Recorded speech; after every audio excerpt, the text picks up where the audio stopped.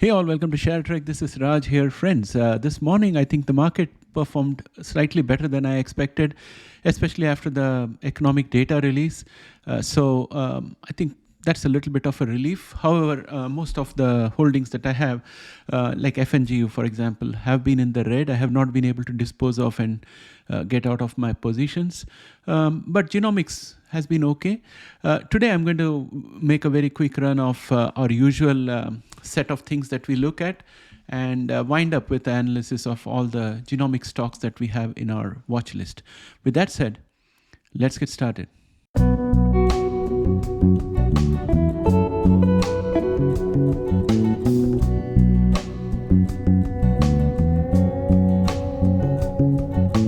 Welcome back, friends. I would like to start with the fear and greed index, which you can see here.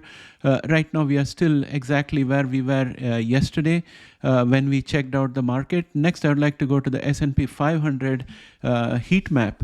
And in the heat map, you can see that yesterday when we were looking at it, energy was green and everything else was red. It was more of a defensive play. But today, energy has lost, and you see more greens in healthcare and also in financials. So there has been a bit of rotation in there. And for the FNGU, two stocks definitely pushed it up, NVDA and Meta and Netflix, of course. And the others, I think Apple has got to pick up, otherwise things are going to be very sluggish. Amazon dropped big time. If we look at the economic calendar, what happened today was ADP employment change came in. It came in much stronger than expected. So that's one negative factor. Initial jobless claims also came in less than expected. So that indicates a very strong labor market. Continuing jobless claims was less than anticipated. That means more people are still working. Continuing jobless claims 4 week also came in below what was expected. So all this kind of indicates that the labor market is not exactly as relaxed as possible. So now the attention shifts on Friday, that is tomorrow, to non-farm payrolls. And we're going to get average hourly earnings month over month and average hourly earnings year over year, participation rate, unemployment rate. This is again going to be a window into how strong the economy is. The stronger the numbers that come in, the greater the chance that the stocks will fall, because yields will start going up, and the Fed will start getting very hawkish again because they want to control the inflation. And a lot of strength in the payroll and other things in our capitalistic system is going to indicate otherwise. So that's the fear that I have. And having said that, next let's go on to our TradingView platform. And right now I am in the charts for Nasdaq futures, which is mildly positive. Each of these candles is a 1 hour candle. And we haven't done very well. We have consecutively had 1, 2, 3, 4, 5 days of drops. And we are still somehow above the 50-day exponential moving average. So that is our next level of support out here. And I think there is another support. I will just draw a quick line of support out here, which I think will sit somewhere at this level. And I'm going to change this color to green so that we know that it's a support. So this is what I can see here. I have to pull it up a little bit. Yeah, that sounds good. Okay, so our momentum is below average, and MACD is also bearish, but a little bit of positive here is optimistic, because the last 2 days we have had heavily negative Nasdaq futures.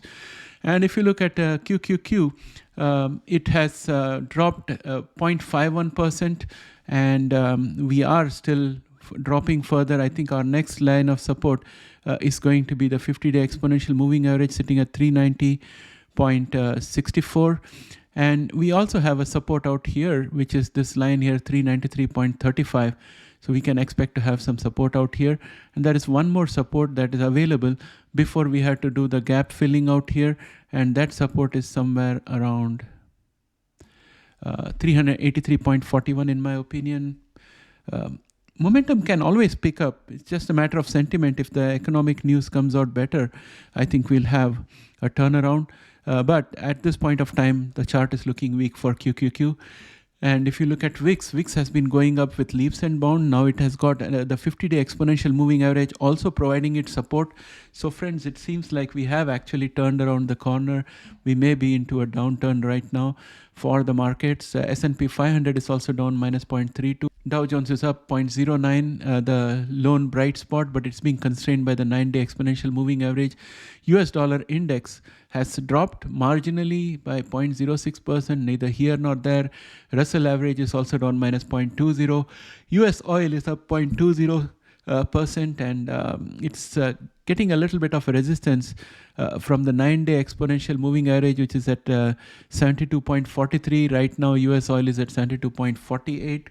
So it remains to be seen whether it can break through. And once it breaks through this resistance, then the next resistance for it is at 72.84, which is the 20-day exponential moving average, which is this orange line. So it has to break through that as well. And that's a harder resistance to go through, because there's a horizontal line of resistance also around the same area, in my opinion. Now, that said, put-call ratio is at 0.95, which is almost neutrally bearish. Neutral and slightly bullish. So that's where we are. And if we go into the technology sector and if we look at our regular suspects, NVDA was up 0.90%. So this is one more positive news, 2 consecutive days of going up. Momentum is also improving. MACD is still bearish, but NVIDIA has the chops to pull up. Netflix has also been up for 2 days consecutively at 0.94 average, above average momentum. So that's good. MACD is still bearish. That needs to be handled. IBM is up 0.47. Meta is up 0.77. Again, the first green day for Meta after 4 continuous days of falling. And it has got support from the 20-day exponential moving average from yesterday and day before. And it's now being constrained by the 9-day exponential moving average. Will it break through tomorrow? I guess yes, because momentum is above average and moving upwards. So all these things points to a better tomorrow. But again, the economic news can make or break. Tesla is again playing a spoiler in the Magnificent 7 with a drop of minus 22. And the biggest spoiler out here in Magnificent 7 is Apple, which dropped another 1.27. It is held by this diagonal line of support that we drew earlier, and that is continuing to give support. But momentum is almost at oversold. I mean, RSI is oversold, so it has to turn around and come back up again.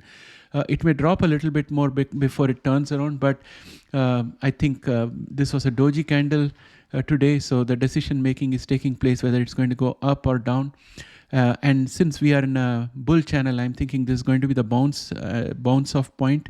It'll start going up from here. And then we have Google, which was down minus 1.65%, and Amazon also is down 2.63%, and that takes it below the 50-day exponential moving average.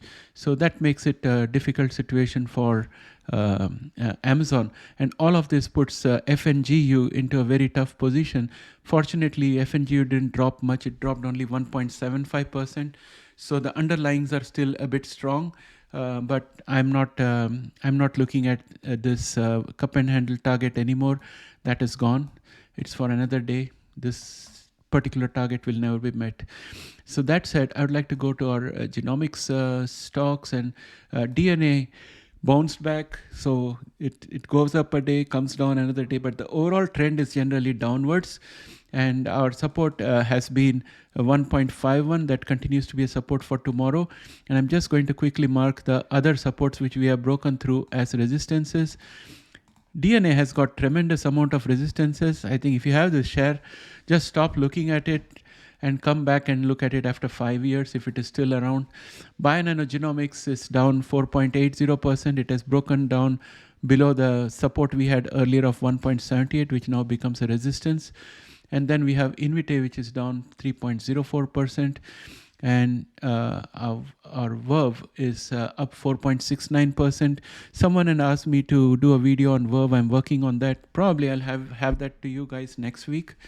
And at this point of time, this is a very bullish candle setup from the Japanese candle patterns. So I'm optimistic about that. Momentum is also just slightly above average. MACD is bearish. That's the negative factor. And unfortunately for us, all the exponential moving averages are above the price point right now, except for the 50-day exponential moving average, which is this green line out here. So it's going to be a bit challenging. Let's see what happens. Yeah, everything now hinges on the economic report, which will be the catalyst for tomorrow. Allogene is up 1.80%, and it's got support of all the exponential moving averages except for the 200-day exponential moving average. Bluebird is up 5.84%. Somehow it is trying to consolidate and slowly move upwards. The market is digesting the new stocks, and it's gradually improving. PACB was down minus 1.74%, Beam was up 0.77%. Again, we have a support here at 25.10. ARKG was up 1.06%.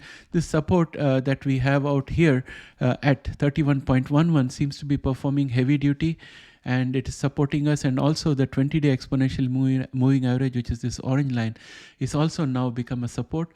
So we are become stronger in ARKG, and that's a heartening feature. Also, momentum is above average. Only MACD needs to become bullish.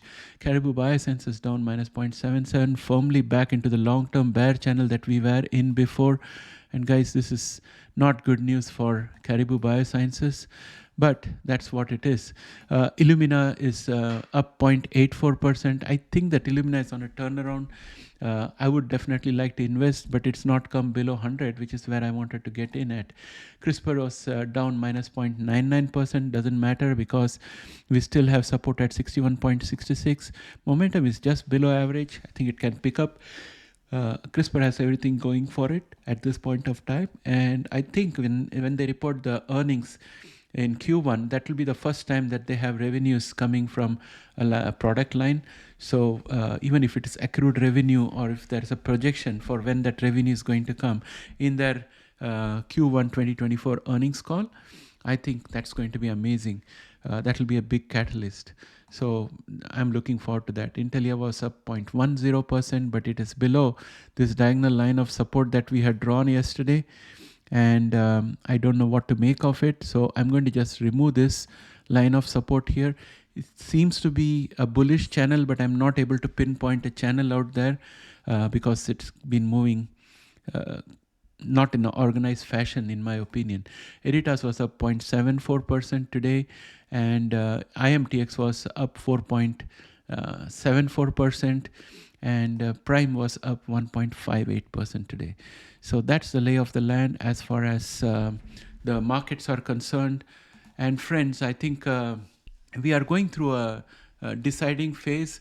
I still believe 2024 is going to be a good year because 2023 was when we were at the peak of inflation, and at the peak of inflation our interest rates had gone up significantly, and the market had to adjust to it like cold turkey, from very hyper low interest rates to super high interest rates, and this accommodation had happened, and we had started improving towards the end of 2023.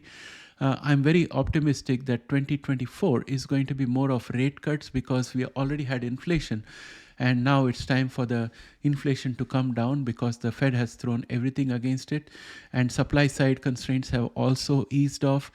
But the question is, when does that turnaround happen? Market is expecting 6 rate cuts, and Fed is talking about 3 rate cuts.